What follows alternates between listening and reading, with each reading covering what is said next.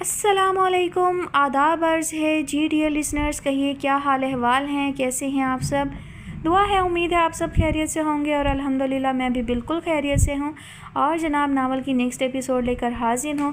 تمام نئے سننے والوں کو خوش آمدید۔ اگر آپ چینل پر پہلی بار تشریف لائے ہیں تو پلیز چینل کو سبسکرائب کیجیے گا، اور وہ تمام لوگ جو بہت عرصے سے چینل سے منسلک ہیں اور کمنٹ کر کے اپنی موجودگی کا احساس دلاتے رہتے ہیں تو ان سب کا بھی بہت شکریہ، اور انہیں ہمیشہ کی طرح سے بہت خوش دلی کے ساتھ خوش آمدید ہے۔ اور جناب آج میں آپ کے لیے ناول کی ایپیسوڈ ریکارڈ کر رہی ہوں تو بہت زیادہ تیز طوفانی قسم کی بارش ہو رہی ہے زور و شور کے ساتھ، اور اس سے پہلے میں نے دوسرے چینل کے لیے ایپیسوڈ ریکارڈ کی تھی، تب بہت تیز آندھی تھی، بہت تیز طوفان تھا، اور یقیناً بیک گراؤنڈ میں آوازیں بھی آئی ہوں گی جو چیزیں ادھر ادھر اٹھا پٹک ہو رہی تھی، اور اب بہت تیز شدید قسم کی بارش ہو رہی ہے۔ میرا دل چاہ رہا ہے بارش میں بھیگنے کو، لیکن رات ہے، 10:30 ہو رہے ہیں رات کے، اور اس وقت باہر نکلنا جو ہے وہ بالکل بھی مناسب نہیں ہے۔ خیر، اللہ تعالیٰ خیر کی رحمت کی بارش دے اور اسے کسی کے لیے بھی زحمت نہ بنائے۔ پڑھتے ہیں ایپیسوڈ کی جانب۔ تو جناب اس ناول کی فرمائش ہم سے کی ہے تیمور احمد نے۔ ناول کا نام ہے مجھے روٹھنے نہ دینا، مصنفہ ہیں نکہت عبداللہ، اور آج آپ سنیں گے اس کی قسط نمبر 5۔ امی جان ان کی اتنی جلدی اور اچانک واپسی پر حیران رہ گئیں۔ ابھی کل ہی تو انہوں نے ربیہ سے فون پر بات کی تھی اور اس نے اپنی آمد کے بارے میں کچھ نہیں کہا تھا۔ اتنی جلدی واپس کیوں آ گئے؟ امی اچنبھے سے پوچھنے لگیں۔ ربیہ سے پوچھیں، انہوں نے مسکرا کر اس پر بات ڈال دی اور اس کے گڑبڑا کر دیکھنے سے خاصے محظوظ ہوئے۔ کیا بات ہے بیٹا، کیا وہاں دل نہیں لگا یا شہروز زبردستی واپس لے آیا ہے؟ نہیں تو اصل میں فوری طور پر کوئی بہانہ نہیں سوجا تو پھر ان کی طرف دیکھنے لگی۔ انہیں رحم آ گیا تو بات سنبھالتے ہوئے کہنے لگے، اصل میں یہ خاصی نازک مزاج ہیں، وہاں کے موسم کی شدتیں برداشت نہیں کر پائیں، جاتے ہی نزلہ اور زکام شروع ہو گیا، پھر اس سے پہلے کہ یہ بخار وغیرہ میں مبتلا ہوتی میں واپس لے آیا۔ آپ ان کی شکل نہیں دیکھ رہی؟ ہاں، امی نے اس کا چہرہ ہاتھوں میں تھام لیا، کمزور لگ رہی ہے، ورنہ میرا تو خیال تھا وہاں کی آب و ہوا اچھا اثر ڈالے گی۔ ویسے بھابھی اچھا ہوا آپ آ گئیں، آپ کے بغیر گھر سونا سونا لگ رہا تھا۔ ندا اس کے گلے میں بازو حمائل کرتے ہوئے بولی۔ ربیہ اب آپ جلدی سے ندا کو اس کا گفٹ دے دیجئے، ورنہ یہ یوں ہی جھوٹی محبت جتاتی رہے گی۔ انہوں نے ہنستے ہوئے ندا کو چھیڑا تو وہ برا مانتے ہوئے بولی، آپ کا مطلب ہے میں صرف گفٹ کی خاطر؟ بالکل جی نہیں، مجھے کوئی ضرورت نہیں ہے گفٹ کی، میں ایسے ہی بھابھی سے بہت پیار کرتی ہوں، آپ سے بھی زیادہ۔ مجھ سے بھی زیادہ؟ انہوں نے آنکھیں دکھائیں۔ بالکل، وہ انہی کے انداز میں کہہ کر ہنستی ہوئی اٹھ کھڑی ہوئی۔ جا کہاں رہی ہو؟ چائے لانے؟ ہاں یار، بہت شدید خواہش ہو رہی ہے چائے کی، اور پلیز ذرا جلدی لانا۔ پھر امی کی طرف دیکھتے ہوئے پوچھنے لگے، مہروز کہاں ہے؟ آفس میں۔ کوئی پرابلم تو نہیں ہوئی اسے؟ نہیں، ایسی کوئی بات کی تو نہیں اس نے، میرا خیال ہے اب وہ آفس کے معاملات اچھی طرح سمجھنے لگا ہے۔ یہ تو اچھی بات ہے۔ انہوں نے کارنر ٹیبل کھینچ کر سامنے رکھی اور اس پر ٹانگیں سیدھی کرتے ہوئے اطمینان بھرا سانس لے کر بولے، مجھے بھی بہت اطمینان ہو گیا ہے۔ امی کہنے لگیں، تمہاری دن رات کی مصروفیت نے مجھے پریشان کر دیا تھا، اب کچھ وقت فراغت کا تمہیں بھی مل پائے گا۔ ہاں، انہوں نے کہا اور ندا کی طرف متوجہ ہو گئے جو چائے لے کر آ رہی تھی۔ پھر چائے پیتے ہی وہ اٹھ کھڑے ہوئے۔ میں اب سوؤں گا اور پلیز کوئی مجھے ڈسٹرب نہ کرے۔ پھر اپنے کمرے کی طرف جاتے جاتے کہنے لگے، ندا اول تو کسی کو میرے آنے کا علم نہیں ہے، پھر بھی کوئی فون وغیرہ آئے تو میرا مت بتانا۔ جی اچھا۔ ندا نے سر ہلایا، پھر اچانک جیسے کچھ یاد آیا تو کہنے لگی، 2 دن پہلے آپ کی کہیں باہر سے کال آئی تھی۔ کون تھا؟ شاید ثاقب حسن نام تھا۔ ندا انجانے میں بھونچال لے آئی تھی۔ وہ فوراً اس کی طرف دیکھنے لگے۔ وہ بالکل غیر ارادی طور پر سر اٹھا کر ندا کی طرف دیکھنے لگی تھی اور شاید اس کے مزید کچھ کہنے کی منتظر بھی تھی۔ بے اختیار اس سے کوئی سوال کر بیٹھتی، شاید وہ اس سے پہلے بول پڑے۔ کچھ کہا ثاقب حسن نے؟ میرا مطلب ہے کوئی میسج وغیرہ چھوڑا؟ نہیں، کہہ رہے تھے پھر کال کر لیں گے۔ اچھا، انتظار رہے گا، اس کی طرف دیکھ کر معنی خیز انداز میں کہتے ہوئے اپنے کمرے میں چلے گئے، اور وہ ان کے لہجے پر غور کرتی رہ گئی۔ بیٹا تم بھی کچھ دیر آرام کر لو، امی نے اسے مخاطب کیا تو وہ چونک گئی، پھر فوراً سنبھلتے ہوئے بولی، نہیں امی میں ٹھیک ہوں، بلکہ میرا خیال ہے میں ندا کو اس کا گفٹ دے دوں۔ میں کچھ بھی نہیں لوں گی، ندا برا مان کر بولی تھی۔ کم آن ندا، شہروز تو یوں ہی مذاق کر رہے تھے اور پھر مجھے تمہاری محبت پر بالکل شبہ نہیں ہے۔ سچ کہہ رہی ہیں؟ ندا معصومیت سے پوچھ بیٹھی۔ بالکل سچ، اس نے مسکرا کر ندا کا گال تھپکا، پھر سوٹ کیس کی تلاش میں ادھر ادھر نظریں دوڑانے لگی۔ آپ کا سوٹ کیس امی نے آپ کے کمرے میں رکھوا دیا ہے؟ اچھا، میں ابھی لے کر آتی ہوں۔ وہ جلدی میں چل پڑی، کمرے میں داخل ہوئی تو ٹھٹک کر رک گئی۔ شہروز مسحری پر نیم دراز سگریٹ پینے میں مصروف تھے، اس پر نظر پڑی تو نظریں اسی پر جمی رہنے دیں۔ وہ گھبرا کر ادھر ادھر دیکھنے لگی۔ میں کہہ کر آیا تھا کہ کوئی مجھے ڈسٹرب نہ کرے، پھر آپ یہاں کیوں آئی ہیں؟ لہجے کی تلخی اس نے محسوس کی۔ لیکن کچھ وجہ نہ جان سکی۔ آئی ایم سوری، میں بھول گئی تھی، میری باتیں یاد رکھا کیجیے۔ جی، کس کام سے آئی تھی؟ جو بھی کام تھا بعد میں کر لوں گی، وہ جلدی سے کہہ کر باہر نکل آئی اور اس کے پیچھے بند دروازے کو دیکھتے ہوئے وہ الجھ گئے۔ اپنے رویے پر خود حیران ہوئے، پھر اپنے آپ کو سرزنش کرنے لگے۔ اصل میں وہ اس کے ساتھ بہت اچھے موڈ میں آئے تھے اور امی اور ندا کے ساتھ خوشگوار موڈ میں باتیں بھی کیں، لیکن اچانک ثاقب حسن کے ذکر نے ان کے اندر ناگواری کی لہر دوڑا دی تھی۔ گزشتہ 2 دن سے وہ بالکل بھی نہیں سوئے تھے اور ان کی آنکھوں کو رت جگہ بخشنے والی ربیہ ہی تھی۔ اب گھر آتے ہی انہوں نے سوچا وہ سکون سے لمبی تان کر سوئیں گے، لیکن ندا نے انجانے میں ثاقب حسن کا نام لے کر ان کا سارا سکون درہم برہم کر دیا تھا۔ اور پھر جس طرح ندا کے منہ سے ثاقب حسن کا نام سن کر ربیہ نے چونک کر دیکھا تھا، اس سے بھی وہ خاصے ڈسٹرب ہوئے تھے، اور اس وقت سے اپنے کمرے میں آ کر وہ اپنے آپ کو یہی سمجھانے کی کوشش کر رہے تھے کہ اس کا چونکنا ایک فطری عمل تھا اور ظاہر ہے اسے اسی کے نام پر چونکنا ہے، پھر وہ کیوں برا مان رہے ہیں؟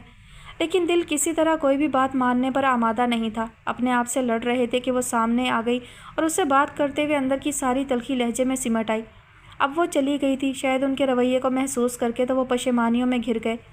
کئی بار سوچا جا کر دیکھیں وہ کیا کر رہی ہے اور کسی بھی طرح اپنے رویے کی تلافی کر دیں، لیکن فوری اپنی سوچ پر عمل کرنا مناسب نہیں لگا تو اپنے آپ پر جبر کر کے سونے کی کوشش کرنے لگے۔ پھر جب نیند آئی تو گزشتہ 2 راتوں کی رت جگہ کی کسر پوری کر دی۔ پورا دن اور پوری رات سوتے رہے۔ صبح بہت جلدی ان کی آنکھ کھلی تو طبیعت خاصی فریش تھی، ذہن بھی ہلکا پھلکا تھا۔ فوری طور پر کوئی بات یاد نہیں آئی، پھر جب سوٹ کیس پر نظر پڑی تو یاد آیا کہ وہ تو صبح آئے تھے۔ فوراً کلائی پر بندھی گھڑی دیکھی، دن کی تاریخ دیکھ کر حیران رہ گئے۔ میرے خدا، اتنی بے خبری کی نیند تو میں کبھی نہیں سویا۔ پیشانی پر آئے بالوں کو انگلیوں سے سمیٹتے ہوئے سوچا، پھر فوراً ہی ربیہ کا خیال آیا۔ وہ کمرے میں موجود نہیں تھی۔ بہت آہستگی سے بیڈ سے اترے اور اسی طرح احتیاط سے اسٹڈی کا دروازہ کھول کر دیکھا۔ وہ صوفے پر سو رہی تھی، جہاں اس کے آنے کے بعد سے وہ خود سویا کرتے تھے۔ انہیں افسوس ہونے لگا، پتہ نہیں وہ آرام سے سوئی ہوگی یا نہیں، پتہ نہیں ان کے بارے میں کیا خیال کیا ہوگا۔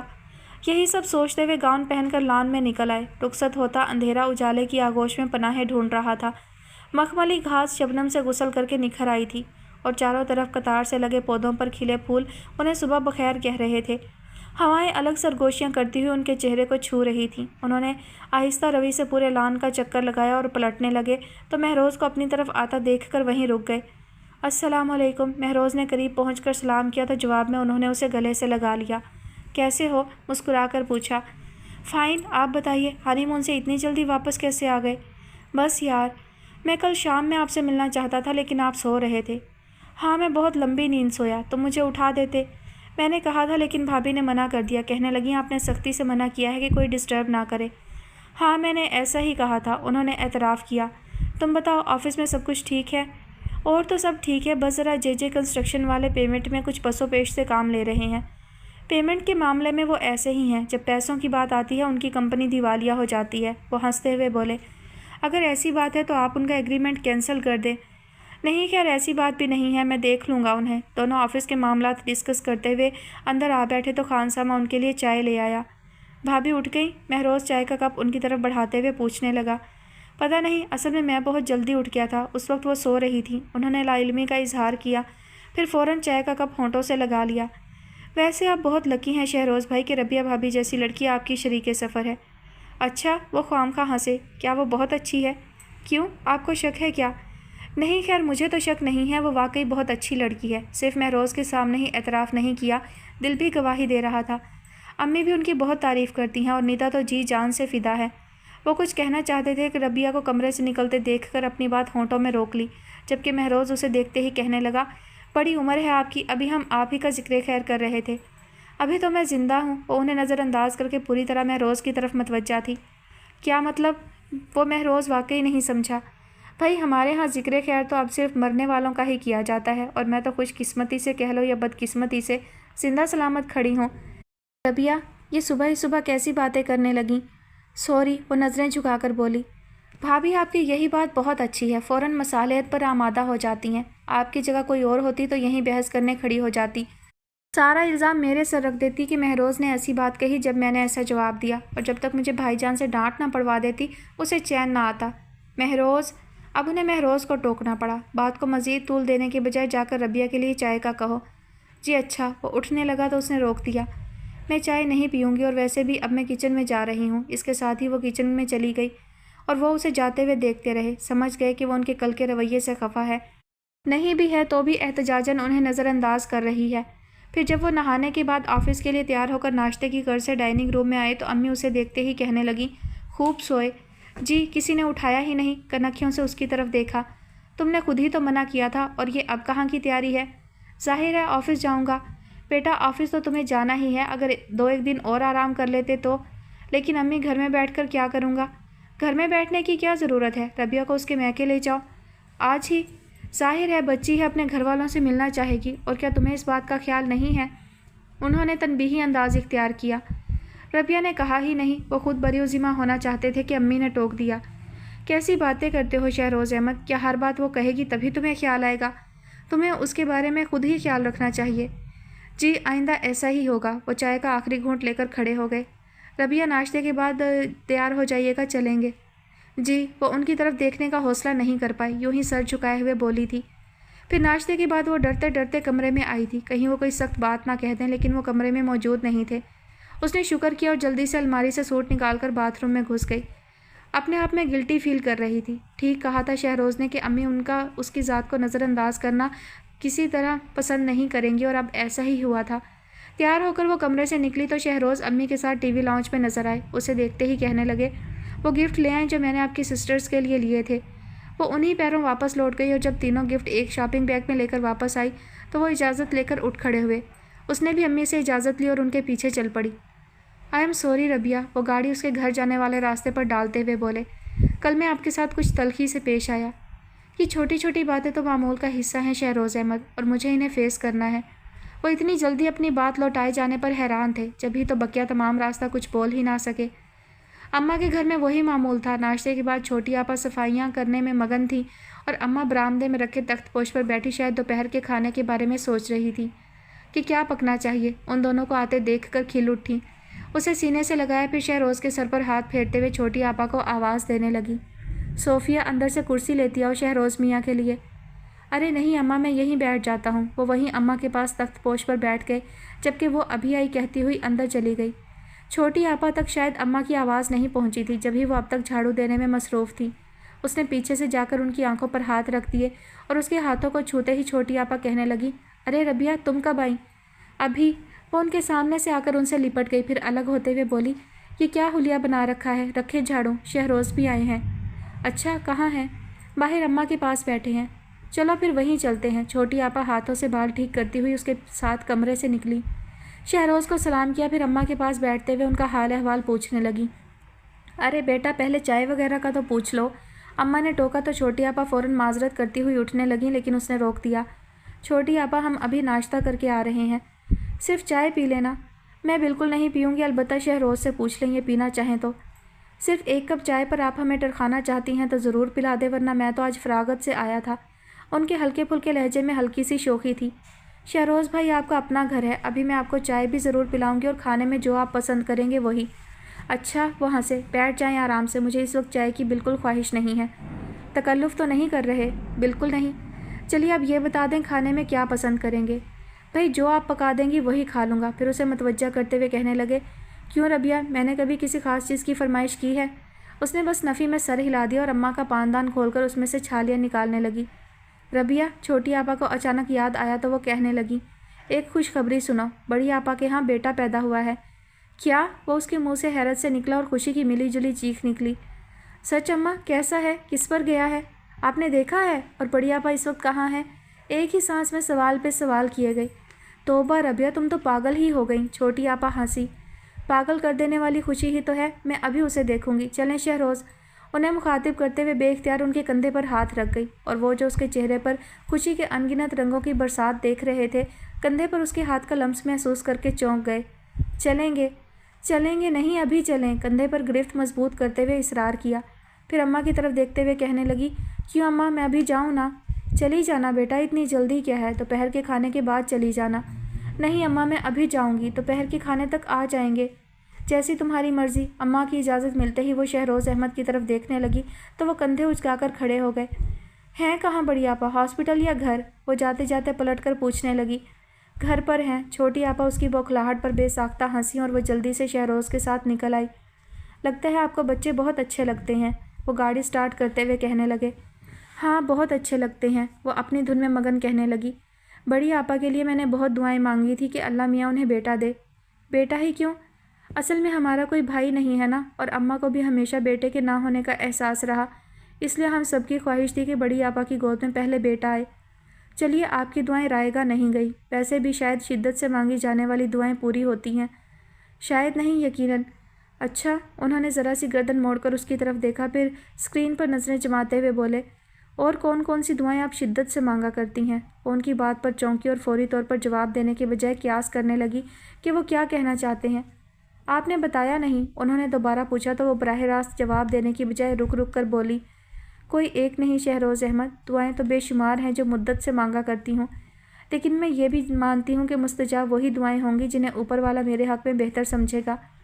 आप ठीक कहती हैं, और हकीकत में भी ऐसा ही है, मगर कुछ लोग ऐसे भी हैं जो दुआओं के मुस्तजाब ना होने पर शिकवा गुनाह रहते हैं। उन अक्सर लोगों में मुझे भी शामिल कर लें, क्योंकि मैं भी कभी कभी शाकी हो जाती हूँ। उन्हें उसकी बात अच्छी लगी और कुछ कहना चाहते थे कि वो एक तरफ इशारा करते हुए बोली, आप शायद भूल गए, बड़ी आपा का घर ये है, बस यहीं रोक दें। उन्होंने गाड़ी बंद की, फिर उससे कहने लगे, मेरा ख्याल है यूँ खाली हाथ जाना मुनासिब नहीं है, लेकिन अब तो आ गए हैं। इसके साथ ही वो अपनी तरफ का दरवाज़ा खोलकर नीचे उतर गई। उन्होंने गाड़ी लॉक की, फिर उसके करीब आकर जेब से पर्स निकालकर उसकी तरफ बढ़ा दिया और उसकी सवालिया नज़रों के जवाब में कहने लगे, आप बच्चे की खाला हैं, अव्वल तो आपको खाली हाथ नहीं आना चाहिए था, और अगर आ ही गई हैं तो प्लीज़ बच्चे का हाथ खाली मत रहने दीजिएगा। उसने खजल होकर उनके हाथ से पर्स लेकर अपने बैग में रख लिया। बड़ी आपा को उसने ढेरों मुबारकबाद दी और फ़ौरन बच्चे को गोद में उठा लिया। दुल्हा भाई भी घर पर थे। शहरोज़ उनके साथ बातों में मसरूफ़ हो गए। किसी वक्त उसकी तरफ देख लेते जो बच्चे को गोद में लिए, कभी उसके हाथों को अपने गालों के साथ लगा लेती और कभी उसकी पेशानी पर अपनी पेशानी टिका लेती। साथ साथ बड़ी आपा से बातें भी किए जा रही थी। मुलाजमा ट्राली घसीटती हुई अंदर आई तो बड़ी आपा ने उसे चाय बनाने का इशारा किया। उसने बच्चे को उनके बराबर लिटाया, फिर आकर चाय बनाने लगी। रबिया, दुल्हा भाई उसे मुखातिब करके शरारत से कहने लगे, तुम हनीमून का क्या तोहफ़ा लाई हो? क्या मतलब? भाई, जिस तरह हमारा हनीमून का तोहफ़ा ये नौमौलूद है। मेरे खुदा, ये दुल्हा भाई क्या कह रहे हैं, वो भी शहरोज़ अहमद के सामने। उसका दिल ज़ोर ज़ोर से धड़कने लगा। हथेलियाँ तर हो गईं और चेहरे से लगा जैसे गरम गरम भाप निकल रही हो। शहरोज़ अहमद की मौजूदगी के एहसास ने तो सर उठाने के काबिल भी नहीं छोड़ा था। दिल चाहा सब कुछ यहीं छोड़कर भागती हुई यहाँ से निकल जाए। शहरोज़ अहमद उसकी कैफियत महसूस कर रहे थे, इसलिए इससे पहले कि दुल्हा भाई उसे मज़ीद छेड़ते, उन्होंने मौजू बदलने की गर्ज से बिज़नेस की बातें छेड़ दी। उसने दिल ही दिल में शुक्र करते हुए जल्दी से चाय बनाकर ट्राली उनके आगे धकेल दी और अपनी चाय लेकर दोबारा बड़ी आपा के पास आ बैठी। फिर चाय पीते ही वो जाने की बात करने लगी। दुल्हा भाई शहरोज़ को खाने के लिए रोक रहे थे। उसने माजरत करते हुए बताया कि खाना वो अम्मा के घर खाएंगे। फिर उसे मुखातिब करके कहने लगे, चलें रबिया?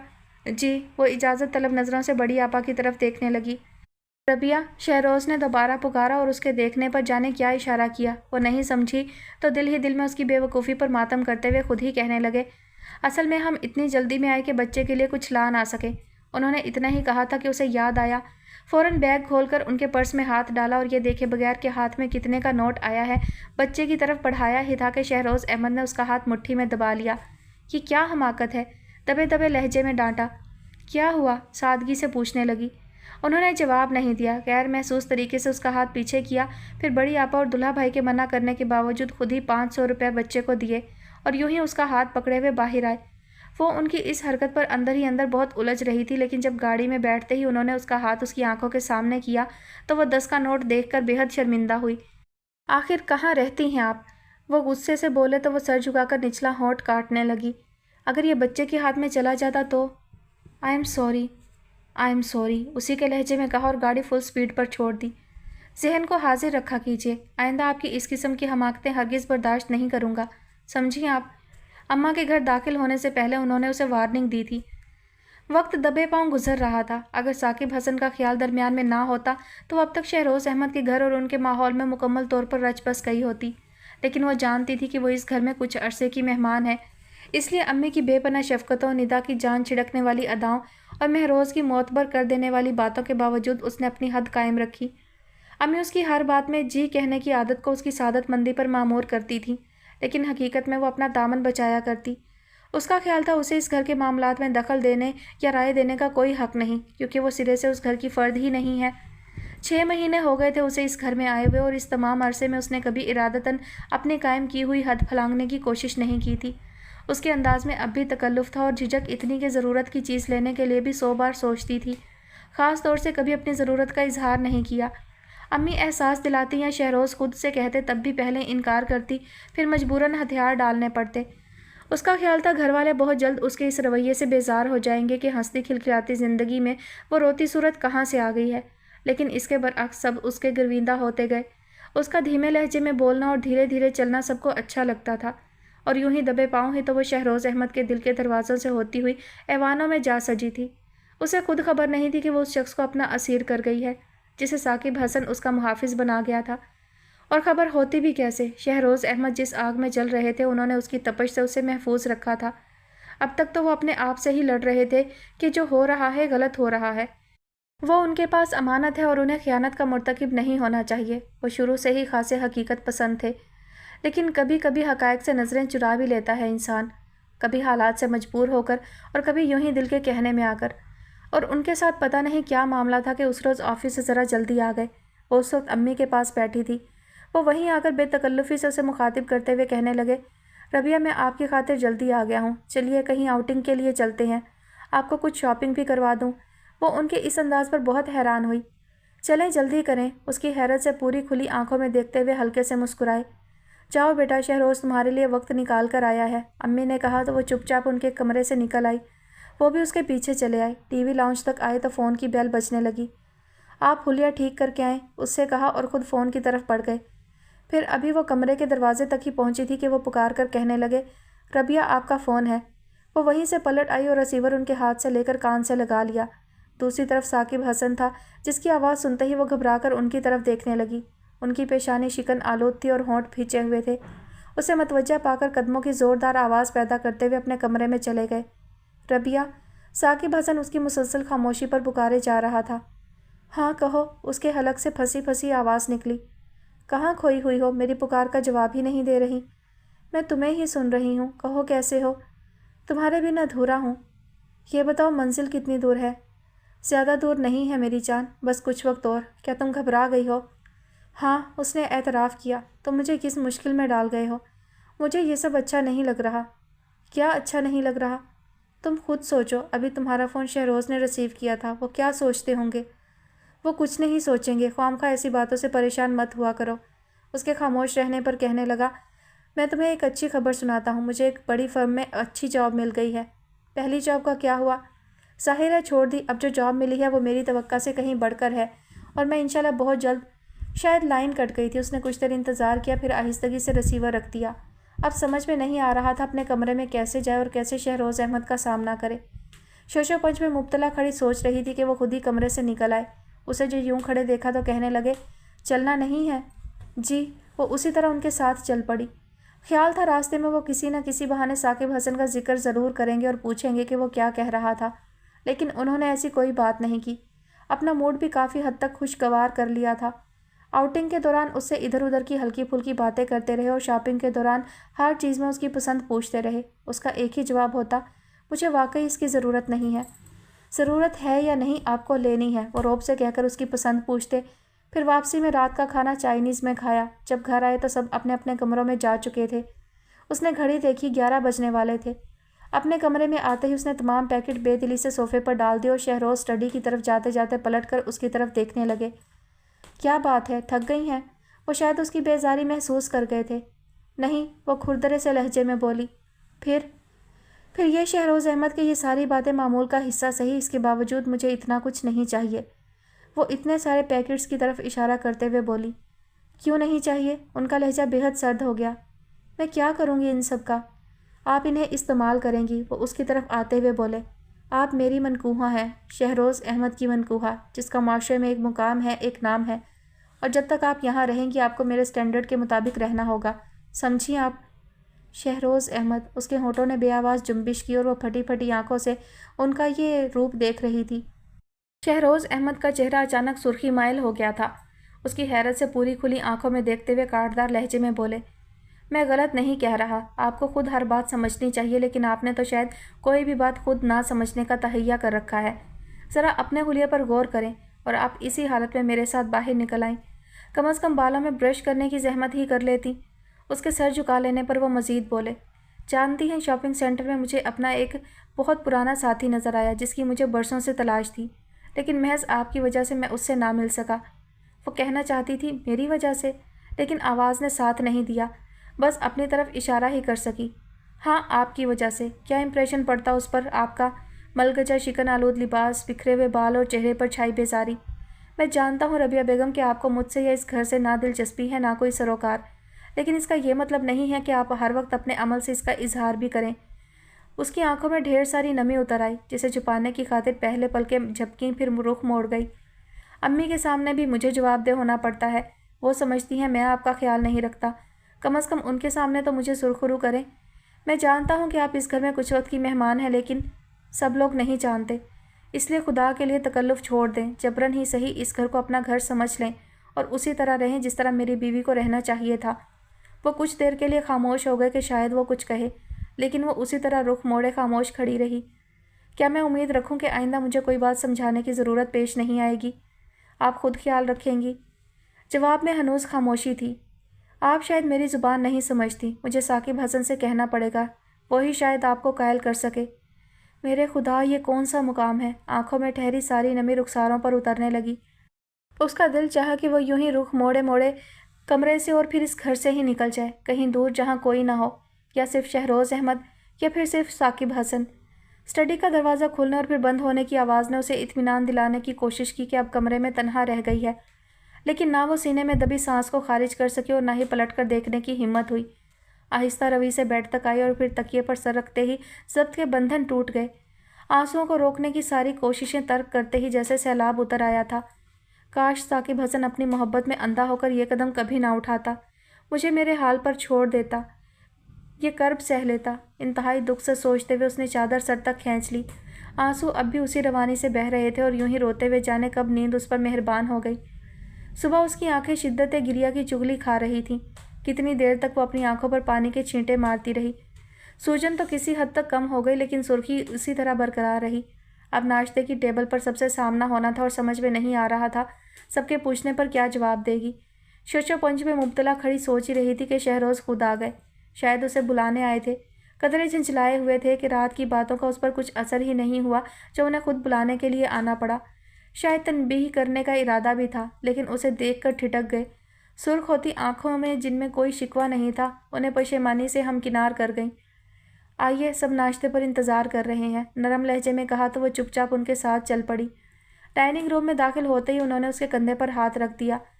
رات ربیہ کی طبیعت ٹھیک نہیں تھی، بہت دیر تک سو نہیں سکی۔ کسی کے کچھ پوچھنے سے پہلے ہی انہوں نے اس کی سرخ آنکھوں کی وضاحت کر دی۔ بیٹا پھر یہاں کیوں چلی آئیں؟ میں ناشتہ تمہارے کمرے میں بھجوا دیتی، امی نے شفقت سے کہا۔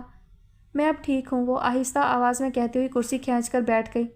مجھے ٹھیک نہیں لگ رہی، شہروز احمد اسے ڈاکٹر کے پاس ضرور لے جانا۔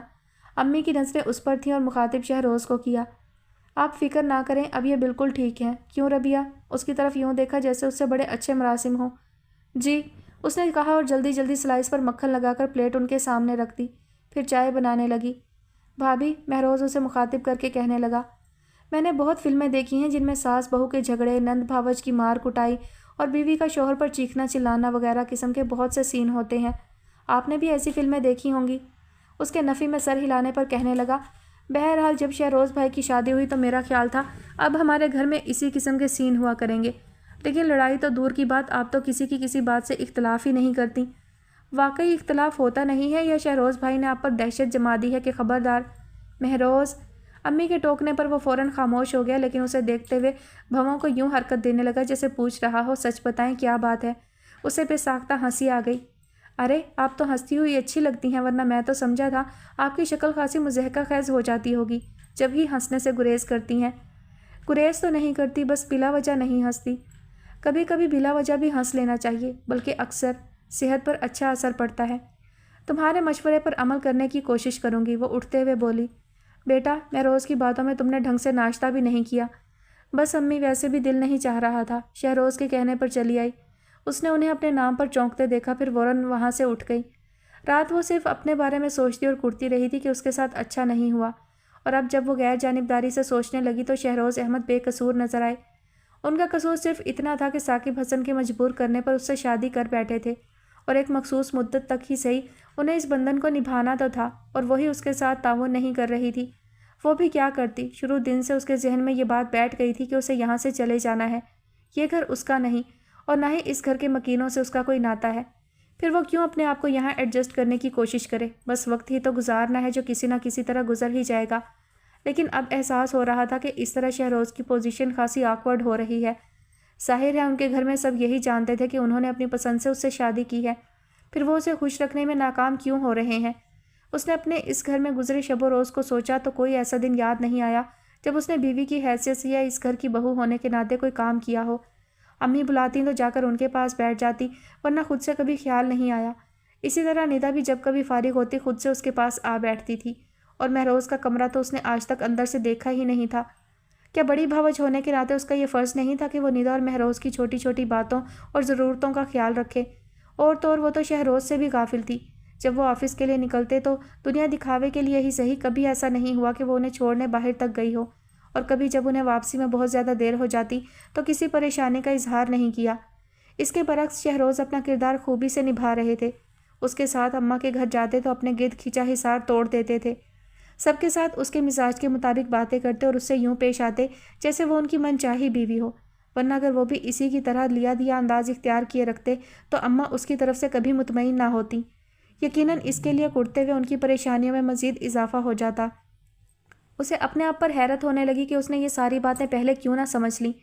شہروز احمد کے بار بار ٹوکنے کے باوجود نظر انداز کرتی رہی، اور کل تو واقعی اس نے حد کر دی تھی کہ یوں سر جھاڑ منہ پھاڑ ان کے ساتھ چل پڑی۔ اپنا کل کا حلیہ اور رویہ یاد کر کے بے حد ندامت محسوس ہوئی۔ سارا دن پشیمانیوں میں گھری تلافی کا سوچتی رہی۔ شام میں شہروز آفس سے لوٹے اس وقت وہ ندا کے ساتھ ٹی وی لاؤنج میں بیٹھی تھی۔ روزانہ سے مختلف قدرے گہرے رنگ کا سلکی سوٹ، ہم رنگ ٹاپس اور ہلکا ہلکا میک اپ بھی کر رکھا تھا۔ ندا سے باتیں کرتے ہوئے کلائی میں پڑی چوڑیوں کو شہادت کی انگلیوں سے یوں چھیڑ رہی تھی جیسے ستار کے تاروں کو چھیڑا جاتا ہے۔ انہوں نے لمحہ بھر رک کر اسے دیکھا، پھر قدرے اونچی آواز میں سلام کیا۔ وہ چونک کر پہلے سیدھی بیٹھی پھر کھڑی ہو گئی۔ کیسی طبیعت ہے آپ کی؟ وہ بیٹھتے ہوئے پوچھنے لگے۔ ٹھیک ہوں، بلکہ بالکل ٹھیک، لہجے میں قدرے بے تکلفی پیدا کی اور ان کی حیرت سے دیکھنے پر کہنے لگی، چائے لاؤں آپ کے لیے؟ وہ سمجھ گئے ان کی باتوں کا خاطر خواہ اثر ہوا ہے، اور عجیب بات یہ تھی کہ وہ خود بھی سارا دن پشیمانیوں میں گھرے رہے تھے کہ ناحق اسے اتنی باتیں سنا ڈالیں۔ خیال تھا کہ اس وقت اس سے معذرت کر لیں گے، لیکن اس کا یہ روپ اچھا لگ رہا تھا، اور معذرت کرنے کا مطلب تھا وہ پھر پہلے جیسی ہو جاتی، اس لیے محض اس کا یہ روپ برقرار رکھنے کے لیے یوں ظاہر کرنے لگے جیسے ابھی تک خفا ہوں۔ چائے کمرے میں بھجوا دیجیے گا، سنجیدگی سے کہا اور اٹھ کر چلے گئے۔ اس نے ندا سے معذرت کی اور کچن کی طرف چلی گئی، پھر وہ خود ہی ان کے لیے چائے لے کر کمرے میں گئی۔ وہ ڈریس چینج کر کے صوفے پر نیم دراز سے اسے دیکھ کر کہنے لگے، آپ نے کیوں زحمت کی؟ ملازم کے ہاتھ بھجوا دیتی۔ میرا خیال ہے مجھے خود آنا چاہیے تھا۔ انہوں نے کوئی تبصرہ نہیں کیا، خاموشی سے کپ اس کے ہاتھوں سے لے کر ہونٹوں سے لگا لیا۔ وہ کچھ دیر تک خاموشی سے ان کی طرف دیکھتی رہی، شاید بیٹھنے کے لیے کہیں، لیکن وہ جان بوجھ کر نظر انداز کر رہے تھے۔ شہروز انہیں کسی طرح متوجہ نہ ہوتے دیکھ کر خود سے پکارا اور ان کے دیکھنے پر کہنے لگی، مجھے افسوس ہے کہ میں یہاں رہتے ہوئے بھی ہر بات سے غافل رہنے کی کوشش کرتی رہی۔ میرا مطلب ہے، آپ کا مطلب جو بھی ہو، وہ بات کاٹتے ہوئے بولے، بس مجھے اتنا یقین دلا دیجیے کہ آئندہ اپنے مخصوص کھول میں بند نہیں رہیں گی۔ ایسا ہی ہوگا، وہ جلدی سے کہہ گئی۔ کیسا؟ بے ساختہ مسکراہٹ کو بمشکل ہونٹوں میں دبا کر سوالیہ نظروں سے دیکھنے لگے۔ میرا مطلب ہے آپ کو شکایت نہیں ہوگی، اور جو آپ نے شکایت کا موقع فراہم کیا تب؟ انہوں نے نظریں اس پر جما دیں۔ شاید وہ کہہ دے جو چاہے سزا دے لیجیے گا، اور پھر کبھی جو اس کی طرف سے شکایت کا موقع ملے تو سزا کے طور پر وہ اس کی بقیہ زندگی اپنے نام لکھوا لیں۔ تب جو قدم آپ ثاقب حسن کے آنے پر اٹھائیں گے وہ ابھی اٹھا لیجیے گا، قصہ ہی ختم ہو جائے گا۔ وہ سہولت سے کہتی ہوئی ان کے ہاتھ سے خالی کپ لے کر کمرے سے نکل گئی، اور وہ کتنی دیر تک بے حس و حرکت بیٹھے رہ گئے تھے۔ پھر واقعی اس نے خود اپنی قائم کی ہوئی حد بندی توڑ ڈالی، کچھ دن تک بڑی سہولت سے ویسی رہی جیسی وہ اور سب گھر والے اسے دیکھنا چاہتے تھے۔ صبح لان میں ان کے ساتھ چہل قدمی کرنا، ناشتے کی ٹیبل پر مہروز اور ندا کے ساتھ ہلکا پھلکا مذاق، پھر دوپہر کے کھانے کے لیے خاص طور سے اپنی رائے دینا، اور شام میں جب وہ لوٹتے تو وہ کمرے کے بجائے برآمدے ہی میں انہیں اپنی منتظر ملتی۔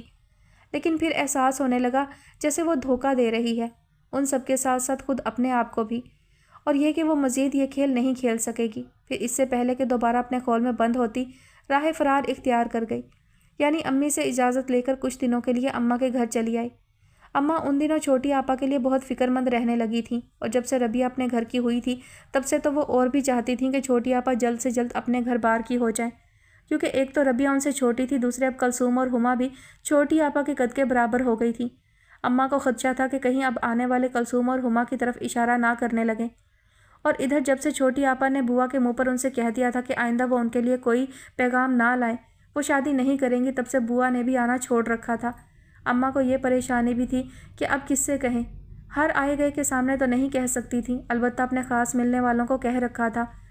اس وقت جب کہ چھوٹی آپا دوپہر کے کھانے کے سلسلے میں کچن میں مصروف تھیں، اماں اس سے اس پریشانی کا تذکرہ کرتے ہوئے کہنے لگیں، بیٹا تم شہروز سے کہو وہ کہیں اپنے ملنے جلنے والوں میں صوفیہ کے لیے بات کرے۔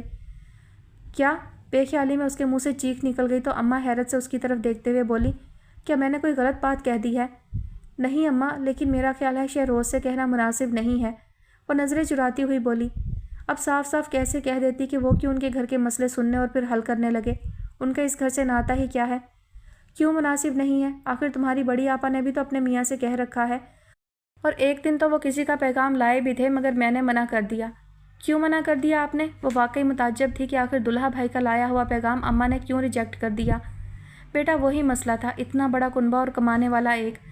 اماں یہ مسئلہ تو ہر دوسرے گھر کا ہے، خود آپ اپنے گھر کو دیکھ لیجئے، بیچارے ابا میاں اکیلے کمانے والے ہیں۔ اور پھر اس نے فوراً نچلا ہونٹ دانتوں میں دبا لیا، ورنہ وہ کہنے جا رہی تھی، اس مسئلے کو اہمیت دے کر آپ نے میری زندگی داؤ پر لگا دی۔ اماں قسمت بھی کوئی چیز ہے، وہ دبے دبے لہجے میں بولی، ہر انسان کی قسمت میں جو لکھا ہے وہ اسے ضرور مل کر رہے گا، کوئی کسی کے نصیب کا چھین کر نہیں کھا سکتا۔ آپ اس بات پر یقین کیوں نہیں رکھتی؟ بی بی مجھے سبق مت پڑھاؤ، میں تم سے زیادہ جانتی ہوں۔ اماں نے کبھی ابا میاں کو اس موضوع پر زیادہ نہیں بولنے دیا تھا، اسے کیسے بولنے دیتی؟ اسے چپ کرا کر کہنے لگی، تمہیں اگر شہروز سے بات کرنے میں کوئی اعتراض ہے تو میں خود اس سے کہہ دیتی ہوں۔ نہیں اماں، وہ فوراً بول پڑی، میں خود بات کر لوں گی، آپ کچھ مت کہیے گا۔ ٹھیک ہے، لیکن یاد سے کہنا، اور اگر ہو سکے تو اپنی ساس سے بھی تذکرہ کر دینا، وہ مجھے اچھی عورت لگتی ہے۔ اس نے صرف سر ہلانے پر اکتفا کیا۔ شام میں شہروز آفس سے واپسی پر پہلے اس کے پاس آئے، وہ سمجھی اسے لینے آئے ہیں، جبکہ وہ کچھ دن رہنے کی غرض سے آئی تھی اور صبح اس نے بتا بھی دیا تھا، اس لیے ان کے بیٹھتے ہی کہنے لگی، میں نے شاید صبح آپ کو بتا دیا تھا کہ میں ابھی کچھ دن یہیں رہوں گی۔ مجھے یاد ہے۔ وہ اس کا مطلب سمجھ کر دل ہی دل میں محظوظ ہوئے، لیکن کچھ نہیں کہا۔ اس کے منہ سے سننا چاہتے تھے کہ وہ کیا کہتی ہے، اور وہ کہنے لگی، پھر آپ لینے کیوں آئے ہیں؟ آپ سے کس نے کہا کہ میں آپ کو لینے آیا ہوں؟ وہ خجل سی ہو کر نظریں چراتی ہوئی بولی، پھر بے وقوف لڑکی، اس گھر میں میری نام نہاد زوجہ آئی ہوئی ہے اور آفس سے واپسی پر میرا فرض بنتا تھا میں گھر جانے سے پہلے اس کا دیدار کرتا چلوں، اس کا احوال پوچھوں اور یہ کہوں کہ میں اس کے بنا نہیں رہ سکتا، کیا وہ میرے بنا رہ لے گی؟ اسے عجیب سی نظروں سے دیکھتے پا کر کہنے لگے، اور آپ جانتی ہیں کہ میں اپنے فرائض سے کبھی غافل نہیں ہوتا۔ جی، اس نے اطمینان بھرا سانس لیا، میں سمجھی شاید آپ ہمیشہ غلط سمجھتی ہیں۔ وہ اس کی بات پوری ہونے سے پہلے بول پڑے، اور جس روز صحیح سمجھنے لگیں بہت سی باتوں کا ادراک ہوگا، بلکہ زندگی گزارنے کے ڈھنگ بھی سیکھ لیں گی۔ اچھا، وہ خواہ خواہ ہنس پڑی، کوشش کر دیکھیے۔ پھر اٹھتے ہوئے بولے، اب چلوں گا ورنہ کہیں آپ کچھ اور نہ سمجھنے لگیں۔ میں کچھ نہیں سمجھوں گی، آپ پلیز بیٹھ جائیں۔ کوئی کام ہے؟ نہیں، ہما چائے لے کر آ رہی ہے، پی کر جائیے گا۔ ہما چائے لا رہی ہے، آپ کو خیال کیوں نہیں آیا؟ بلا ارادہ ہی وہ ٹوک گئے تھے۔ ہما سے میں نے ہی کہا تھا۔ اچھا، پھر تو بیٹھنا پڑے گا اور چائے بھی پینی پڑے گی۔ وہ دوبارہ بیٹھ گئے۔ پھر جب ہما چائے لے کر آئی تو اسی وقت ابا میاں بھی آ گئے، جنہوں نے چائے کے بعد انہیں جانے نہیں دیا، بلکہ رات کے کھانے کے بعد بھی وہ بہت دیر تک بیٹھے رہے تھے، اور جب جانے لگے تو کلثوم اور ہما کے اصرار پر کل انہیں کلفٹن لے جانے کا وعدہ بھی کیا۔ حسب وعدہ اگلے دن وہ 4 بجے آ گئے۔ اسے ان کے آنے کا قطعی یقین نہیں تھا، اور اس نے کلثوم اور ہما سے بھی کہہ دیا تھا کہ شہروز نے یوں ہی جان چھڑانے کے لیے وعدہ کر لیا ہوگا، ورنہ انہیں اتنی فرصت نہیں ہے۔ لیکن جب انہیں آتے دیکھا تو فوراً کلثوم اور ہما کے سر پر پہنچ گئی، شہروز آ بھی گئے ہیں اور تم دونوں ابھی تک تیار نہیں ہوئی؟ شہروز بھائی آ گئے؟ دونوں خوشی سے اچھل پڑی۔ لیکن آپ نے تو کہا تھا وہ نہیں آئیں گے۔ بے وقوف، میں نے تو یوں ہی کہا تھا، چلو اب جلدی کرو۔ وہ انہیں جلدی تیار ہونے کا کہہ کر بڑے کمرے میں آئی تو چھوٹی آپا ان سے چائے کا پوچھ رہی تھی۔ جب باہر جا ہی رہے ہیں تو چائے وغیرہ بھی وہیں پی لیں گے۔ پھر اس کی طرف دیکھتے ہوئے بولے، کہیں آپ اسی حلیے میں جانے کا ارادہ تو نہیں رکھتی؟ نہیں، میں چینج کر رہی ہوں۔ چلیں چھوٹی آپا، آپ بھی جلدی سے۔ میں نہیں جا رہی، چھوٹی آپا فوراً بول پڑی۔ کیوں؟ اس کے ساتھ ساتھ شہروز نے بھی پوچھا۔ میرا موڈ نہیں ہے، ویسے بھی اماں اکیلی ہو جائیں گی۔ چھوٹی آپا نے عذر تراشا۔ अकेले में अम्मा को डर नहीं लगेगा, बस आप चलें। छोटी आपा के कुछ कहने से पहले ही शहरोज़ बोल पड़े। आप नहीं जाएंगी तो हमें अपना प्रोग्राम कैंसिल करना पड़ेगा। बिल्कुल, उसने तायद की और उनका हाथ पकड़कर उठाने लगी। छोटी आपा मदद के लिए अम्मा की तरफ देखने लगी, शायद वही उनकी तरफदारी करें, लेकिन अब्बा ने भी जाने के लिए कहा तो मजबूरन उन्हें उठना पड़ा। फिर जब चारों बहनें तैयार होकर आईं तो शहरोज़ अकेले बैठे थे। उसने अम्मा की तलाश में इधर उधर नज़रें दौड़ाईं। उसी वक्त वो शहरोज़ के लिए चाय लिए आती नजर आईं। उन्हें देखकर शहरोज़ फ़ौरन अपनी जगह से खड़े हो गए और पढ़कर उनके हाथ से कप थाम लिया था। फिर उसकी तरफ खशमगी निगाहों से देखते हुए बोले, रबिया, आपको ख्याल नहीं आया? अम्मा चाय बना रही थी। तो क्या हुआ? अम्मा कहने लगी, ये सब तैयार हो रही थी, मैंने सोचा मैं ही चाय बना लूँ। आप रबिया से कह देती, खुद आपने क्यों जहमत की। चलो तुम चाय पियो, अम्मा ने कहा तो उन्होंने खड़े खड़े ही 2-3 घूंट में चाय ख़त्म कर डाली। फिर खाली कप उनकी तरफ बढ़ा दिया, जिसे लेकर वो फ़ौरन किचन में चली गई। उसे उनका यूं सबके सामने डांटना बहुत बुरा लगा था। पता नहीं अपने आप को क्या समझने लगे हैं। अंदर ही अंदर खोलते हुए सोचा, कुछ ज़्यादा ही पोज करने लगे हैं। समझते हैं मैं कुछ नहीं कह सकती। किसी दिन सबके सामने ऐसी खरी खरी सुनाऊंगी कि याद करेंगे। कप रख कर वापस आई तो अंदर के गुस्से का इजहार चेहरे से भी हो रहा था। वो समझ तो गए लेकिन कोई तवज्जो नहीं दी। अम्मा से इजाज़त लेकर बाहर निकल आए। वो कुछ रूठी रूठी से उनके बराबर आ बैठी थी। मूड ठीक करें, गाड़ी स्टार्ट करते हुए सरगोशी में कदरे रौब से कहा, रौब जमाने की कोशिश ना करने वरना संजीदगी से खफा हो जाऊंगी। लहजे की खफगी वो छुपा ना सकी, जिसे महसूस करके उन्होंने एक नज़र उस पर डाली, फिर गाड़ी फुल स्पीड पर छोड़ दी। पता है शहरोज़ भाई, हुमा अपनी बातों के दौरान अचानक उन्हें मुखातिब करके कहने लगी, आप ही कह रही थी आपने जान छुड़ाने के लिए हमसे वादा किया है और ये कि आप अपना काम छोड़कर कभी नहीं आएंगे। हो सकता है इनके नज़दीक वादे की कोई अहमियत ना हो, लेकिन मैं जब वादा करता हूँ तो हर हाल में उसे पूरा करने की कोशिश करता हूँ। ये बात इन्हें अब तक समझ लेनी चाहिए थी। वो सिर्फ उसे सुनाने की गर्ज से आहिस्ता आवाज़ में बोले, और कौन सी बात समझी हैं जो ये समझेंगी। वो खामोशी से गर्दन मोड़कर शीशे से बाहर देखने लगी। हुमा पर गुस्सा आ रहा था कि उसने क्यों ये बात छेड़ दी। इस वक्त उलझना मुनासिब नहीं समझा, इसलिए खामोशी इख्तियार किए रखी। साहिल पर उतरते ही ठंडी ठंडी नम हवा ने यूं इस्तकबाल किया कि उसका मूड आप ही आप ठीक हो गया, लेकिन उनसे फिर भी बात नहीं की। छोटी आपा ने वो जगह मुंतखब की जहां लोगों की आमदोरफ्त ना होने के बराबर थी। एक बड़े से पत्थर पर बैठते हुए उन्होंने कह दिया कि अब कोई उन्हें यहाँ से उठने के लिए ना कहे। वो ना गीली रेत पर चलेंगी और ना ही उन्हें लहरों का ताक़ुब करना पसंद है। भाई हम तो लहरों का ताक़ुब ज़रूर करेंगे, कलसूम ने कहा, साथ ही हुमा को चलने का इशारा किया। हम जाएं शहरोज़ भाई? हुमा पूछने लगी। हाँ, लेकिन ज़्यादा दूर नहीं। वो दोनों नरम नरम रेत पर तकरीबन भागती हुई पानी तक चली गईं। आप दोनों प्लीज़ मेरी वजह से यहाँ ना रुके रहें, छोटी आपा शहरोज़ भाई को मुखातिब करके कहने लगी तो वो उसकी तरफ देखने लगे।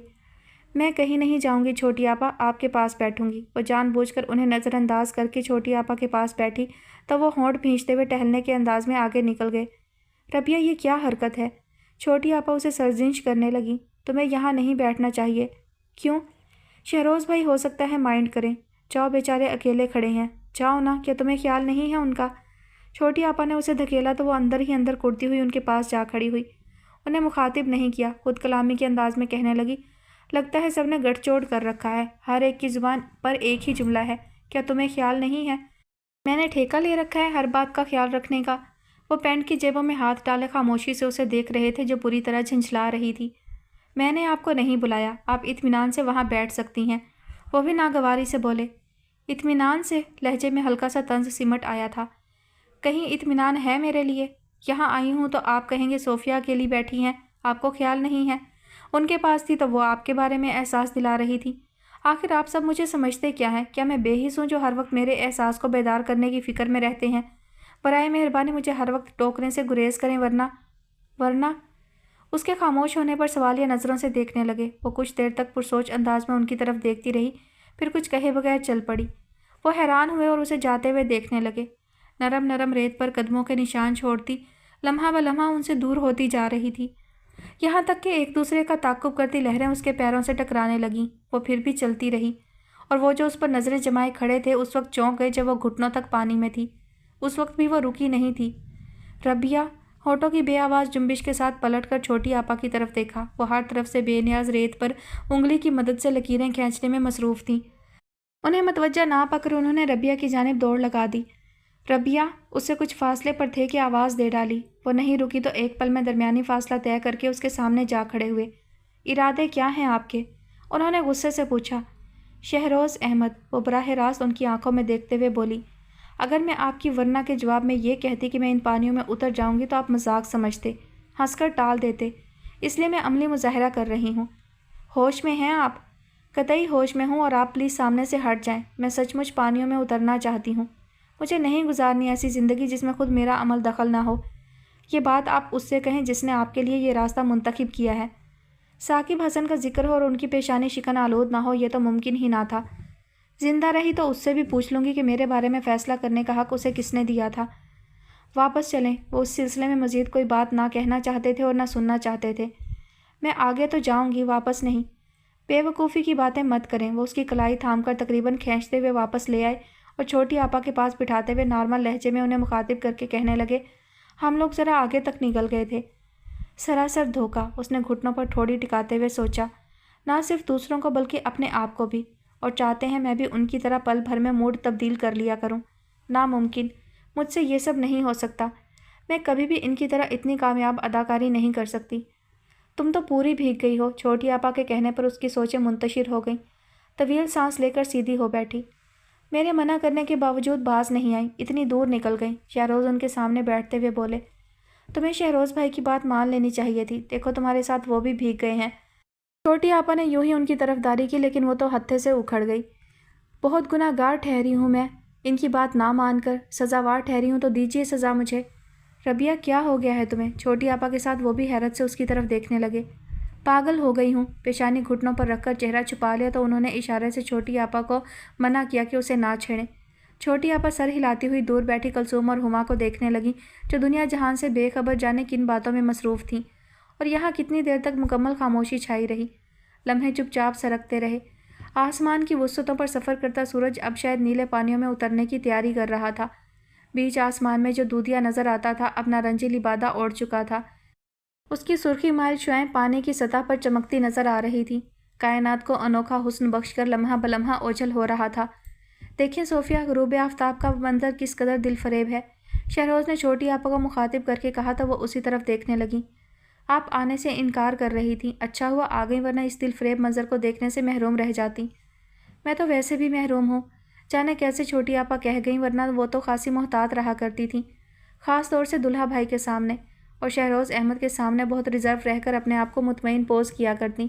اس وقت پتہ نہیں کیسے اندر کی محرومی کے احساس نے اچانک بیدار ہو کر ان کے چہرے اور لہجے کو بھی گرفت میں لے لیا تھا، جسے محسوس کر کے وہ کہنے لگے، ہر شخص ہی محروم ہے، کسی نہ کسی پہلو سے ادھورا۔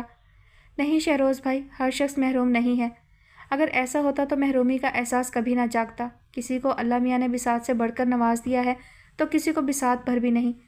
وہ جو گھٹنوں میں چہرہ چھپائے بیٹھی تھی چھوٹی آپا کی بات پر چونکی اور سر اٹھا کر ان کی طرف دیکھنے لگی۔ وہ کہہ رہی تھی، انسانوں کے درمیان یہ تفریق گو کہ خود اس کی اپنی پیدا کرتا ہے، لیکن ساتھ ہی اس نے یہ بھی کہہ دیا ہے کہ جو بلندی پر کھڑا ہے وہ پستی والے کو تھام لے، اور ہم انسانوں نے اس تفریق کو تو قبول کیا ہے لیکن اس کی دوسری بات پر عمل نہیں کرتے۔ بلندیوں کو چھونے والے پستیوں کی طرف حقارت سے دیکھتے ہیں۔ آپ کہیں گے شہروز بھائی کہ سب ایک جیسے نہیں ہوتے، اور میں بھی مانتی ہوں کہ سب ایک جیسے نہیں ہوتے، لیکن زیادہ تعداد ان لوگوں کی ہے جن کی میں بات کر رہی ہوں۔ مجھے آپ سے اتفاق ہے، وہ کہنے لگے، لیکن یہ جو معاشرتی یا طبقاتی فرق کو آپ نے بلندی اور پستی کا نام دے دیا ہے تو یہاں میں اختلاف کروں گا۔ پتہ نہیں آپ کے تصور میں بلندی کیا ہے، میں تو جب سر اٹھا کر دیکھتا ہوں تو بلندی پر صرف آسمان ہی نظر آتا ہے، جو بلا امتیاز سب پر سایہ فگن ہے اور جسے ہم میں سے کوئی بھی نہیں چھو سکتا۔ قدرے توقف کے بعد کہنے لگے، اور گہرے پاتالوں کا نام پستی ہے۔ میرے نزدیک پاتال میں وہ گرتا ہے جو اپنے کردار کے ہر پہلو سے ادھورا ہو اور جو اپنی آبرو کی حفاظت نہ کر سکے۔ ایسا شخص جو خود اپنے ضمیر کی عدالت سے سرخرو نہ ہو سکے، اسے کوئی دوسرا کیسے تھامے گا بھلا؟ جیسے آپ نے بلندی اور پستی کی نشاندہی کر دی، اور یہ بھی کہ اپنے غلط کردار و عمل کی بنا پر ہی آدمی پستی میں گرتا ہے، لیکن بعض لوگوں کو بنا کسی قصور کے، بنا کسی گناہ کے پستیوں میں دھکیل دیا جاتا ہے۔ ان کے بارے میں آپ کیا کہیں گے؟ وہ واقعی قابل رحم ہیں، لیکن یہ فیصلہ کون کرے گا کہ وہ خود گرے ہیں یا دھکیلے گئے ہیں؟ یہ جاننا کون سا مشکل کام ہے۔ اس نے پہلی بار گفتگو میں حصہ لیا۔ وہ یوں بھی جیسے مذاق اڑا رہی تھی۔ جو طاقتور ہوگا وہ یقیناً دوسروں کا حق مارتے مارتے پستی میں جا گرا ہوگا اور کمزور کو دھکیلا گیا ہوگا۔ بائی دا وے، آپ کے سر پر جو بھوت نما شے تھی وہ اتر گئی کیا؟ وہ مسکراہٹ دبا کر بولے تو وہ پھر لاتعلق نظر آنے لگی۔ عجب لڑکی تھی، دل کے تاروں کو چھو کر بھی انجان۔ ہاں تو صوفیہ آپ کیا کہہ رہی تھی؟ وہ اسے مزید چھیڑنے کا ارادہ ملتوی کر کے پھر چھوٹی آپا کی طرف متوجہ ہو گئے۔ چھوڑیں شہروز بھائی، ہم کچھ زیادہ ہی سنجیدہ گفتگو لے بیٹھے ہیں۔ اس وقت تو ہمیں اس ماحول کی مناسبت سے ہلکی پھلکی باتیں کرنی چاہیے۔ ہاں، وہ طویل سانس لے کر براہ راست اس کی طرف دیکھتے ہوئے کہنے لگے، ماحول کی مناسبت سے تو یہ کہنے کو جی چاہ رہا ہے کہ یہاں اتری ڈھیر ساری خوبصورتیاں اس لڑکی کی مرہون منت ہیں جو روٹھی بیٹھی ہم سے لاتعلق نظر آنے کی بھرپور کوشش کر رہی ہے۔ اف میرے خدا، اس کا دل زور زور سے دھڑکنے لگا۔ چھوٹی آپا کی طرف دیکھا، وہ ہنس رہی تھی اور وہ شوخی پر آمادہ، سمجھ میں نہیں آیا کیا کرے۔ گھبرا کر کھڑی ہو گئی اور کلثوم کو آواز دے ڈالی۔ اس کی آواز پر ان دونوں نے چونک کر دیکھا اور بھاگی چلی آئیں۔ کیا ساری زندگی یہیں بیٹھے رہنے کا ارادہ ہے؟ اپنی کیفیت چھپانے کے لیے ان دونوں کو خام خواہ ڈانٹنے لگی۔ ان پر کیوں خفا ہو رہی ہو؟ شہروز اٹھتے ہوئے بولے، آپ خود بھی تو یہاں اطمینان سے بیٹھی ہیں۔ چلیں چھوٹی آپا، وہ ان کی بات نظر انداز کر کے چھوٹی آپا کو اٹھانے لگی۔ پھر واپسی میں پہلے انہوں نے چائنیز میں کھانا کھایا، اس کے بعد اس کے کہنے پر کچھ دیر کے لیے بڑی آپا کے پاس رکے، اور جب گھر آئے تو کافی دیر ہو چکی تھی۔ دن بھر کے تھکے ہارے ابا میاں سو چکے تھے اور اماں ان کی راہ تک رہی تھیں۔ شہروز ان سب کو چھوڑنے اندر تک آئے، پھر کھڑے کھڑے ہی جانے کی اجازت چاہی۔ کب تک یہاں قیام کا ارادہ ہے؟ وہ انہیں سی آف کرنے دروازے تک آئی تو پوچھنے لگے۔ ارادہ تو بہت زیادہ دن رہنے کا ہے، لیکن میں اجازت نہیں دوں گا۔ کیا؟ وہ آگے کہنا چاہتی تھی کہ مجھے آپ کی اجازت کی ضرورت نہیں ہے، لیکن وہ فوراً بول پڑے، جب تک کچھ حق رکھتا ہوں اسے استعمال بھی کروں گا۔ حق استعمال کریں گے؟ وہ دروازہ بند کر کے بڑبڑاتی ہوئی اندر آئی اور تھکن کا بہانہ کر کے فوراً سونے کے لیے لیٹ گئی۔ اگلے دن ناشتے کے بعد ابھی معمول کے کام شروع نہیں ہوئے تھے کہ مہروز آ گیا اسے لینے کے لیے۔ اماں اس وقت سبزی وغیرہ لینے گئی ہوئی تھیں اور وہ چھوٹی آپا کے ساتھ برآمدے میں رکھے تخت پوش پر بیٹھی یوں ہی کوئی پرانا اخبار دیکھ رہی تھی۔ مہروز آیا تو وہ اسے لے کر اندر جانے لگی تھی کہ وہ بھی شہروز کی طرح وہیں برآمدے میں بیٹھ گیا۔ کیسے آئے؟ وہ یوں ہی پوچھ گئی۔ بڑے بھائی نے آپ کو لینے بھیجا ہے، وہ خود آتے لیکن آج کوئی ضروری میٹنگ تھی، اس لیے یہ فرض مجھے سونپا۔ جب تک کچھ حق رکھتا ہوں اسے استعمال بھی کروں گا۔ فوراً ذہن پر ان کی رات کی کہی بات دستک دینے لگی۔ کتنی دیر تک وہ کچھ بول ہی نہ سکی۔ کچھ حیران اور کچھ بے یقین سے انداز سے مہروز کی طرف دیکھے گئی۔ میرے سر پر سینگ نکل آئے ہیں کیا؟ وہ اسے یوں اپنی طرف دیکھتے پا کر سر پر ہاتھ پھیرنے لگا، لہجے میں شوخی تھی۔ سینگ تمہارے نہیں، تمہارے بھائی کے نکلے ہیں، جس کی وجہ سے ان کا دماغ کچھ الٹا ہو گیا ہے، سنائی بھی کم دینے لگا ہے، اور کچھ دنوں کے بعد یقیناً آنکھیں بھی متاثر ہوں گی۔ وہ جو منہ میں آیا بولتی چلی گئی۔ الہی خیر، یہ تو خطرناک بات بتا رہی ہیں آپ، وہ پریشان نظر آنے کی ایکٹنگ کرتے ہوئے بولا۔ ہوا کیا؟ رات میں نے ان سے کہا تھا کہ میں ابھی کچھ دن یہیں رہوں گی، پھر اس وقت انہوں نے تمہیں کیوں بھیج دیا؟ میں تو حکم کا غلام ہوں بھابھی، انہوں نے کہا اور میں چلا آیا۔ اور آپ جا کر ان سے کہہ دو کہ میں آج نہیں آؤں گی، وہ ہٹ دھرمی سے بولی۔ نہیں ربیہ، چھوٹی آپا جو سر جھکائے بیٹھی تھی اس کی بات پر فوراً بول پڑی۔ کوئی بات ہوگی جب ہی انہوں نے بلایا ہوگا، تمہیں منع نہیں کرنا چاہیے۔ مہروز چھوٹی آپا کی بات پر یوں ہی ان کی طرف متوجہ ہوا تھا، لیکن پھر بہت دیر تک ان پر سے نظر نہیں ہٹا سکا۔ میں جانتی ہوں کیا بات ہے، اس نے سوچا، محض اپنا حق استعمال کر کے مجھ پر جتانے کی کوشش کی ہے۔ تو پھر آپ چل رہی ہیں؟ مہروز اسے سوچتے دیکھ کر پوچھنے لگا۔ ہاں، یہ جائے گی، اس کے بجائے چھوٹی آپا نے جواب دیا اور اٹھتے ہوئے بولی، تم جب تک ڈریس چینج کر لو میں چائے بناتی ہوں۔ چائے کا تکلف رہنے دیں، مہروز نے روکا۔ تکلف کیسا؟ اور پھر اماں کے آنے تک تو آپ کو رکنا ہی ہے، کیوں نہ اس دوران ہم چائے ہی پی لیں؟ ہاں چھوٹی آپا، میں بھی پیوں گی۔ وہ اٹھ کر اندر چلی گئی اور جب چھوٹی آپا کچن کی طرف جانے لگیں تو وہ چونکا اور کچھ تعصب کا تاثر لیے اس کی نظریں ان کا تعاقب کرتی چلی گئی تھیں۔ کچھ دیر بعد جب وہ چینج کر کے اپنا بیگ اٹھائے اس کے پاس آئی تو اسی وقت چھوٹی آپا بھی چائے لے کر آئیں۔ اس کے سامنے ٹرے رکھی تو وہ ان کے نرم ہاتھوں کو دیکھنے لگا، دھلے دھلائے اجلے اجلے شفاف ہاتھ کے جنہیں بے اختیار تھام لینے کو دل چاہے، اور کوئی جی دار ہی انہیں تھامنے کی جرت کر سکتا تھا۔ واپسی میں وہ کھویا کھویا سا تھا، جیسے اپنی کوئی چیز وہیں چھوڑ آیا ہو یا کوئی نیا احساس ساتھ لے آیا ہو۔ پتہ نہیں کیا تھا، کچھ بے قراری سی، جانے پا لینے کی تھی یا کھو دینے کی، وہ سمجھ نہیں پا رہا تھا۔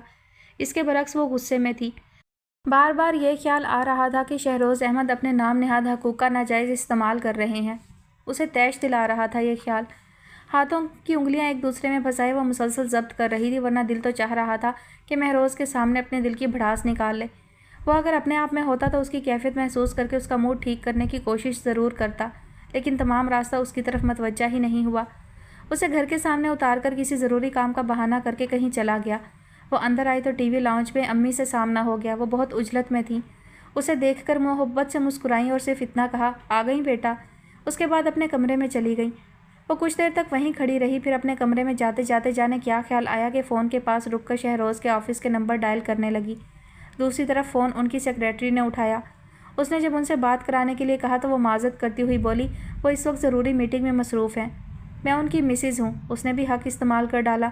وہ خواہ کہیں بھی مصروف ہوں فوراً میری بات کرائیں۔ سیکریٹری کے اوکے کہنے پر انتظار کرنے لگی۔ کچھ دیر بعد سماعتوں سے ان کی آواز ٹکرائی تو وہ بغیر سلام کے طنزیہ لہجے میں بولی مسٹر شہروز احمد، بہت جلدی آپ نے اپنا حق استعمال کر ڈالا۔ کون؟ ربیہ؟ وہ واقعی حیران تھے کیونکہ اس نے کبھی انہیں رنگ نہیں کیا تھا۔ اس وقت بھی انہیں یقین نہیں تھا کہ وہ ہوگی اور پتہ نہیں کیا کہہ رہی تھی۔ جی، اتنے متعجب کیوں ہیں شہروز احمد؟ یہ میں ہی ہوں۔ کہیے کیا کام ہے؟ مجھے آپ سے کیا کام ہو سکتا ہے بھلا؟ ربیہ، انہوں نے تنبیہی لہجہ اختیار کیا، اگر کوئی کام نہیں ہے تو فون بند کر دیں، میں اس وقت بہت مصروف ہوں۔ میں پوچھ سکتی ہوں ایسی کون سی مصروفیت ہے جو… شٹ اپ! پوری بات سنے بغیر سلسلہ منقطع کر دیا تو وہ ریسیور رکھ کر دل ہی دل میں بدلہ لیتے ہنستی ہوئی اپنے کمرے میں آ گئی۔ بیگ سے کپڑے نکال کر الماری میں رکھ رہی تھی کہ ملازمہ نے آ کر کہا بیگم صاحبہ بلا رہی ہیں۔ اس نے ابھی آتی ہوں کہہ کر بقیہ کپڑے رکھے اور الماری بند کر کے جلدی سے کمرے سے نکل آئی۔ امی لاؤنج میں بیٹھی نظر آئیں۔ وہ جا کر ان کے پاس بیٹھی تو وہ کہنے لگی بیٹا تم نے برا تو نہیں مانا میں نے تمہیں اس وقت بلوا لیا؟ جی، وہ حیرتوں کے سمندر میں غوطہ زن ہو گئی۔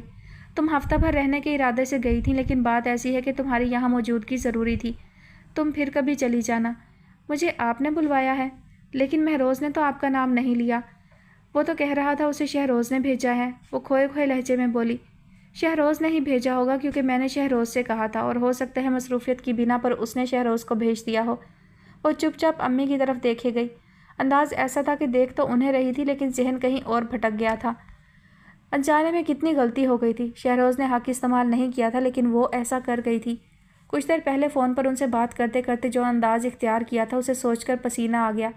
پتہ نہیں کیا سوچا ہوگا انہوں نے اور اس کے بارے میں کیا خیال کیا ہوگا۔ میرے خدا، اس نے ڈھیر ساری ندامتوں میں گھر کر سوچا، اب ان کا سامنا کیسے کر پائے گی؟ تمہیں اس لیے بلوایا ہے کہ آج شام میں ندا کے سسرال والے آ رہے ہیں۔ میں نے خان سامہ کو ہدایات تو دے دی ہیں، پھر بھی تم خود دیکھ لینا، جا کر چیک کر لینا، کسی چیز کی کمی ہو، کوئی ڈش بنوانا مقصود ہو تو۔ آپ فکر نہ کریں، میں سب دیکھ لوں گی، بلکہ کچھ چیزیں میں خود تیار کروں گی۔ وہ فوراً بول پڑی اور ذرا انتظامات پر بھی نظر رکھنا۔ جی بہتر، وہ سعادت مندی سے بولی، پھر پوچھنے لگی کسی خاص سلسلے میں آ رہے ہیں؟ ہو سکتا ہے شادی پر زور دیں۔ تو کیا آپ ابھی ندا کی شادی نہیں کرنا چاہتی؟ نہیں، میں چاہتی ہوں وہ تعلیم مکمل کر لے پھر۔ قدر توقف کے بعد کہنے لگی اگر وہ اصرار کریں گے پھر تو کرنی پڑے گی، بہرحال آج کروں یا کل کرنی تو ہے۔ جی، وہ اس معاملے میں مزید کچھ نہیں کہہ سکتی تھی۔ اس کے نزدیک یہ ان کا گھریلو معاملہ تھا، اس گھر کی فرد بہرحال وہ نہیں تھی۔ میں کچن دیکھ لوں؟ ہاں ضرور۔ امی کی اجازت ملتے ہی وہ ان کے پاس سے اٹھ کر کچن میں آ گئی۔ سامان چیک کرتے ہوئے ساتھ خان سامہ سے پوچھتی گئی کہ وہ کیا پکانے کی تیاری کر رہا ہے۔ پھر ایک آدھا ڈش جو وہ خود بنانا چاہتی تھی اس کا سامان اسی وقت اس نے منگوا لیا۔ پھر سارا دن وہ خاصی مصروف رہی۔ ڈرائنگ روم کی صفائی اپنی نگرانی میں کروائی، کچن میں وقفے وقفے سے جانا اور ڈائننگ روم میں ٹیبل پر ہر چیز قرینے سے رکھنا۔ اپنی دانست میں پوری کوشش کی کہ کوئی بے ترتیبی نہ ہو۔ دوپہر میں امی نے کہا بھی کہ کچھ دیر آرام کر لو لیکن وہ مصروف رہی۔ پھر جب ہر طرف سے پوری طرح اطمینان ہو گیا تب اپنے کمرے میں آئی۔ گھڑی کی طرف دیکھا 4 بجے تھے۔ اب سونے کا وقت نہیں رہا تھا۔ فریش ہونے کے لیے نہانے کا ارادہ کیا اور فوراً باتھ روم میں گھس گئی۔ نہا کر نکلی تب خیال آیا مہمانوں کے سامنے اچھے حلیے میں جانا چاہیے۔ جلدی سے الماری کھول کر کپڑے منتخب کرنے لگی۔ ہلکا فیروزی رنگ اس پر بہت سوٹ کرتا تھا، اس نے وہی نکال لیا اور ابھی الماری بند کر کے پلٹی ہی تھی کہ لاؤنج سے آتی شہروز کی آواز اس کے پورے وجود کو لمحہ بھر کے لیے سن کر گئی۔ صبح کا واقعہ جو وہ مصروفیت میں گھر کر بھلا بیٹھی تھی ایک دم یاد آیا تو اسے سینے میں اپنا سانس رکتا ہوا محسوس ہونے لگا۔